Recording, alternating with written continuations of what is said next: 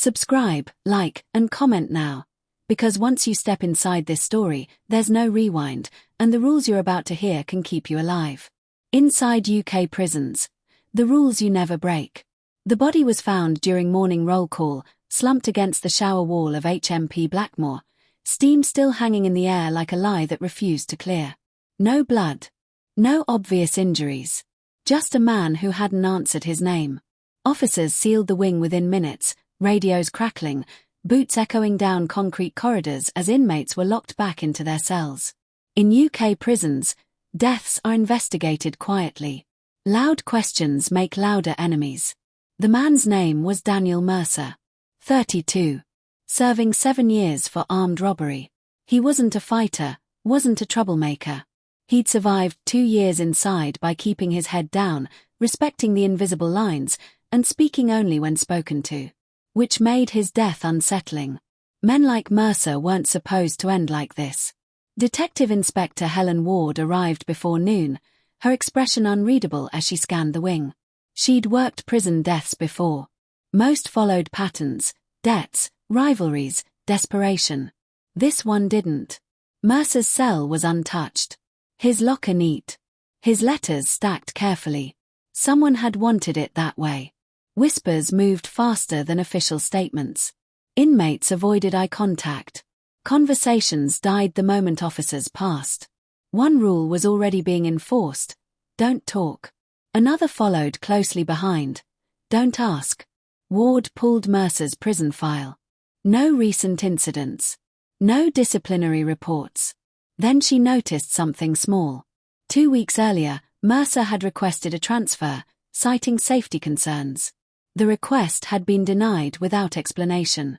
CCTV footage showed Mercer entering the showers alone at 5:42 a.m. No one followed. No one left. The cameras didn't cover the far corner, a known blind spot inmates referred to as the quiet place. It wasn't officially acknowledged, but everyone knew it existed. Knowing about it was rule number 3, never mention what the cameras don't see. An officer mentioned Mercer had been warned the night before. Not officially. No report filed. Just a word in passing from another inmate, Elliot Crane, a long-term prisoner known for enforcing order without raising his voice. Crane didn't lead gangs. He enforced rules. When Ward asked to speak to Crane, she was told he'd been moved to segregation for his own protection. Another rule triggered. When someone is silenced too quickly, it's rarely for their benefit. Later that evening, Ward received an anonymous note slid under her office door inside the prison administration block. 3 words, written carefully. He broke silence. But when she reviewed Mercer's last recorded phone call, her breath caught. His voice was calm, almost resigned. "There are rules in here," Mercer said. And one of them just changed. The line went dead. And when investigators finally unlocked Mercer's cell again, they found something no one was meant to see, scratched deep into the metal bedframe, hidden beneath the mattress. A name. And a date. The name carved into the bedframe belonged to Elliot Crane. The date was tomorrow. Detective Inspector Ward felt the weight of it immediately. Prison threats were usually loud or theatrical, passed through notes or whispered warnings. This was different. Precise. Quiet. Intentional. Mercer hadn't been confessing fear. He'd been documenting a timeline. Crane was pulled from segregation before dawn, escorted to an interview room under heavy guard. He looked thinner than his file photo, eyes sunken but alert, like a man who had learned to read danger in the smallest movements. He didn't deny knowing Mercer. He didn't deny warning him either.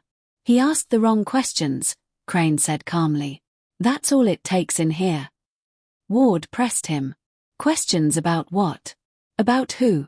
Crane leaned back, wrists resting loosely on the table. There are rules everyone knows. Don't touch what's not yours. Don't involve staff.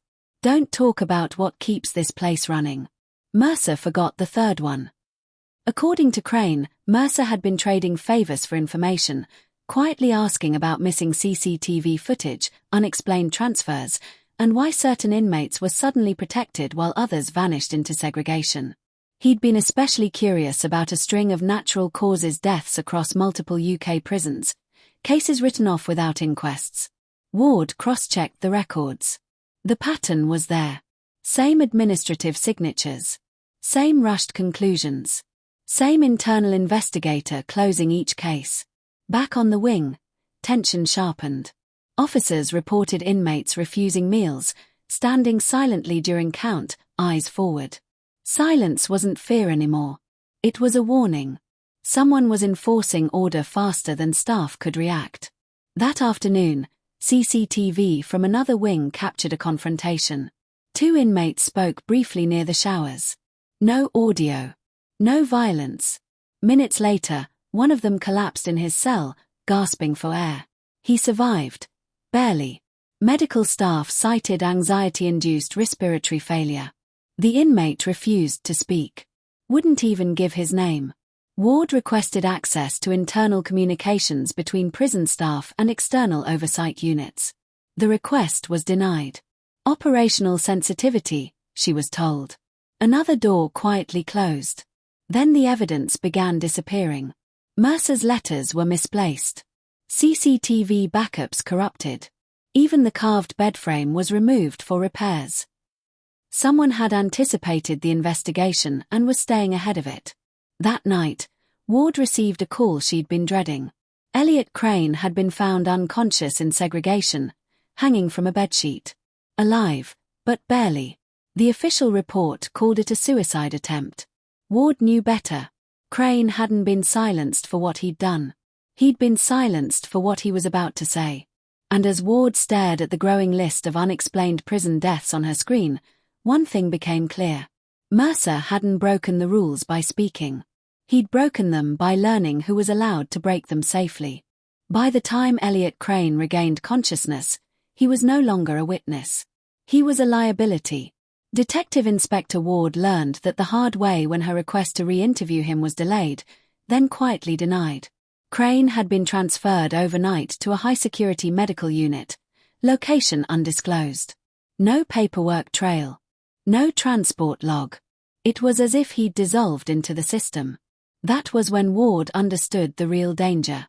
This wasn't just prison culture spiraling out of control. This was control being maintained. She began working off the books, pulling favors from retired officers and former governors who owed her quiet debts. One name surfaced repeatedly in hushed conversations, an internal compliance director who'd built his career fixing problems before they reached the courts. Deaths labeled natural. Evidence misfiled. Inmates reclassified and buried in bureaucracy until questions stopped being asked.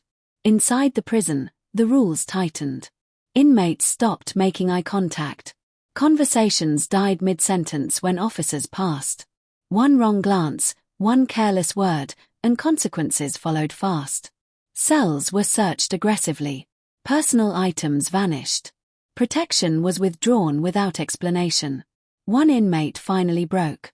He asked to speak to a prison chaplain, knowing it was the only conversation still granted a sliver of confidentiality.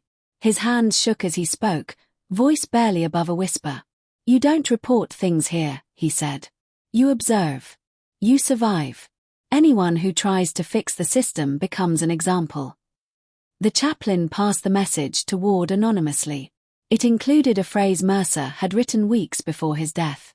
"The rules aren't for prisoners. They're for everyone." Ward followed the trail outward, not inward. Financial records. Contracted food suppliers. Maintenance budgets. Private healthcare providers inside correctional facilities. That's where the numbers stopped making sense. Overpayments. No-bid renewals. Sudden deaths following denied treatments. Then came the warning. Ward returned home one evening to find her front door unlocked. Nothing stolen. Nothing broken. Just a single prison ID card placed carefully on her kitchen table. Mercer's. The message was clear. She was being watched. And she was getting close. The next morning, a riot nearly erupted on Mercer's former wing. It started with a fight over nothing, a seat, a look, a rumor. Officers intervened just in time, but the tension lingered, thick and electric. Someone wanted chaos. Chaos buried investigations. Ward requested emergency oversight authority. It was granted, then revoked within hours. That afternoon, a sealed envelope arrived at her office with no return address. Inside was a medical report that had never been filed. Cause of death for an inmate ruled cardiac failure. Handwritten in the margin were 3 words that froze her blood. He talked too much. Ward realized the truth was no longer hidden inside the prison. It was protected by it. The arrest never came. That was the most unsettling part. Detective Inspector Ward stood outside the prison gates at dawn, watching transport vans roll in under grey skies, knowing everything she had uncovered was real and knowing none of it would see a courtroom. The oversight request she'd submitted the night before had vanished from the system. Her access credentials expired without explanation. By noon, she was formally reassigned to a traffic division pending review. The system had decided. But the truth was already leaking. An independent journalist contacted her through an encrypted channel, referencing details only someone with inside knowledge could know. Mercer's notebook fragments, the medical report, the food contracts, the internal director whose name never appeared on official letters. Ward hesitated for exactly 3 seconds before agreeing to meet. They spoke in a cafe crowded enough to feel anonymous. Ward didn't give opinions. She gave facts, dates, patterns, documents she'd memorized because she no longer trusted storage. The journalist listened, eyes darkening with every sentence. "What happens now?" he asked. Ward looked past him, through the window, toward the street. "Now it becomes dangerous." The story broke 2 weeks later. Not with sirens or handcuffs, but with silence. A long-form investigation published overseas, outside immediate UK jurisdiction. It never accused. It revealed. Readers drew their own conclusions. Families of deceased inmates began asking questions. Advocacy groups demanded inquiries. Parliament promised reviews. Inside the prison, things changed overnight. Not for the better. Restrictions tightened. Transfers increased. Officers enforced rules with renewed severity, not brutality, precision. The unwritten rules became law in practice. Speak less. Look away. Survive. Elliot Crane was never seen again. Official records listed him as transferred to a secure mental health facility. The facility denied having him. No one followed up. Ward received one final message months later, sent from an untraceable address. No greeting. No explanation. Just a single sentence. The rules still work. She deleted it, knowing deletion meant nothing. The video ends where it began, not with justice, but with reality. Inside UK prisons, survival isn't about innocence or guilt. It's about understanding the rules no one prints, no one admits, and no one escapes. Respect the hierarchy. Mind your silence. Never expose what keeps the machine running. Because the most dangerous rule of all? The prison doesn't end at the walls. And if you think this story was intense, you're not ready for the next one. Hit subscribe so you don't miss it.